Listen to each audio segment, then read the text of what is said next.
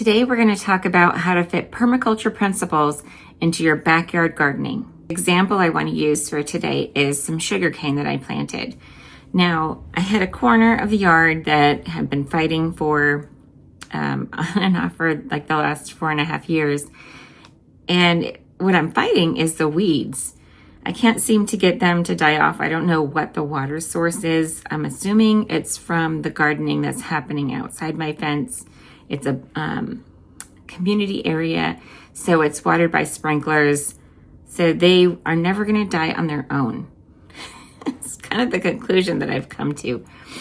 So what I figured is I'm going to use a technique that I've been shown that has been working for some of my other plantings, and that's to put down cardboard, and that is going to cut out the light for them to be able to grow. Now, from what I've seen, they're still going to try and squeeze around and grow out different ways, but for the most part, it's going to cut them off. Now, the other thing that I'm doing is I'm planting sugarcane in kind of this half dome. It's not totally enclosed because I wanted to completely fill in that corner, but that will allow me to later on be able to kind of expand it out or completely remove that as the sugarcane grows and expands. And that's one of the reasons I'm planting sugarcane, is that I know it's going to expand out. It's definitely going to grow taller, but it's also going to take up that space and outcompete the grass if I give it a chance. So it's fighting weeds for me. One of the things we try to do in permaculture is try to have multiple uses, multiple purposes for anything we put in our gardens. The other thing is I was looking for a natural source of sugar that I could use to help replace our regular sugars. I am allergic to honey, which is going to seem really strange to some people, but I have a lot of seasonal allergies. I'm allergic to pollen. I can't even wear a lot of perfumes. So I have to be really careful and selective. And I was looking for a natural source of honey that's not stevia, that's not some of these other natural sugars, but still tend to be really processed. And then I also am trying to get away from the ultra processed or completely fake sugars. What I did was I did some research, and sugarcane is where I landed. I figured it's going to be an abundant source. It can grow here in Phoenix, and it'll be a continuously expanding source. Now, how continuously, I'm not really sure. It didn't seem to be like it gets to the point of a weed, but it could grow, right? And then in order to use it, I'll have to be harvesting it. And I can also take the tops off and use that for green manure. So there's multiple uses for this particular plant. I planted 2 of them. And what I can also do is I can companion plant with them. So this isn't just one layer.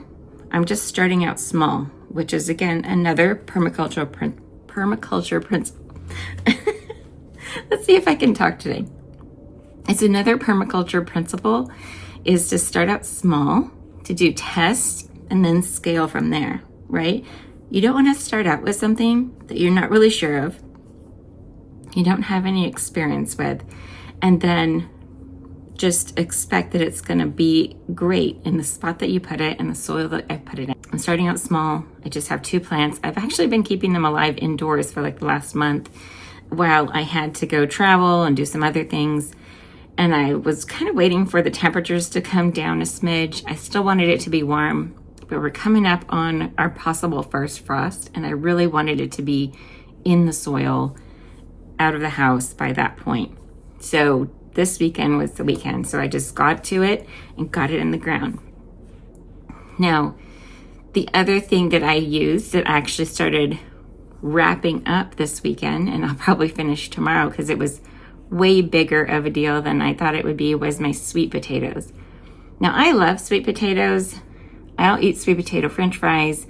I eat sweet potatoes candied at Thanksgiving dinner, but I didn't know that I could use them to help break up some of the hard soil that I had. It was really compacted, and I needed to not be out there trying to chip away at it. That was not a good use of my time or, my kids.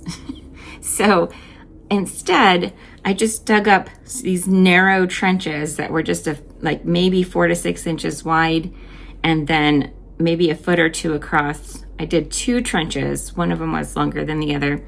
I planted a bunch of sweet potato slips, and I was like, okay, if I can get some sweet potatoes growing, those sweet potatoes are big. They'll expand and help break up the soil. Now, what I didn't know, so I started small, but what I didn't know is how far and wide the sweet potato vines were going to grow outward. And it just took up the whole corner of my yard, which was great because inadvertently I ended up providing shade for the base of some trees that I was trying to get established this year.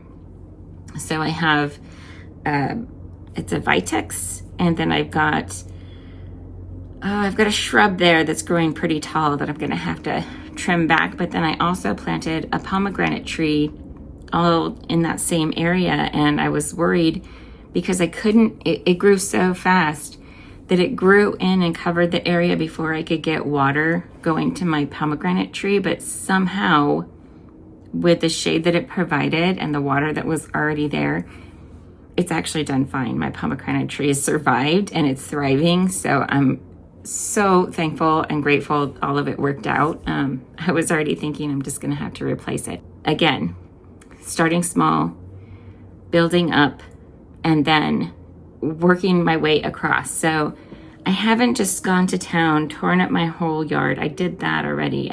I tried the whole let's revamp everything and dig up all of the dirt and get everything, fabric covered and all that stuff. And within a year, it was almost back to where it had been because it was so hard to keep up with these grasses that are just growing like crazy. They're just out competing everything that I could even put in the ground. And then the heat was my other foe, right? Killing back everything, either burning it or just dehydrating the heck out of everything. So different approach, lots of tests that failed, but now I'm using a lot of methods to keep the soil moisture there, not down. And then also shade. So this year I wanted to get shade trees established, which is why I planted them as soon as I could.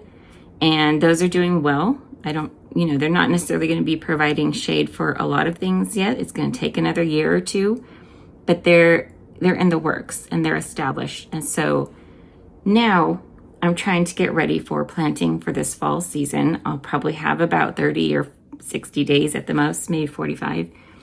I want to get some cover crops in the ground. And I want to get, I bought a crop that I could put in that would last through the winter, essentially. So I wanted to keep something to keep the soil down, keep it intact, but also be nourishing the soil as well, because it's just been dead, right? It's been compacted. It doesn't have any really nutrients left in it. I've been having to add that back. As I plant something, I plant it in compost, and I've been doing foliar sprays to help add those nutrients so that the plants can thrive. But now that as things are starting to get established where they are and they've been able to root in, I'm not having to do, I've kind of stepped back from the expansion until this season. So I'm going to get rid of the sweet potatoes, coming back to the sweet potatoes, getting those out this weekend, so that I can get my cover crops in and get that soil that got nice and broken up over the last 5 or 6 months, get it all covered up and sealed in, and then we'll be good for spring.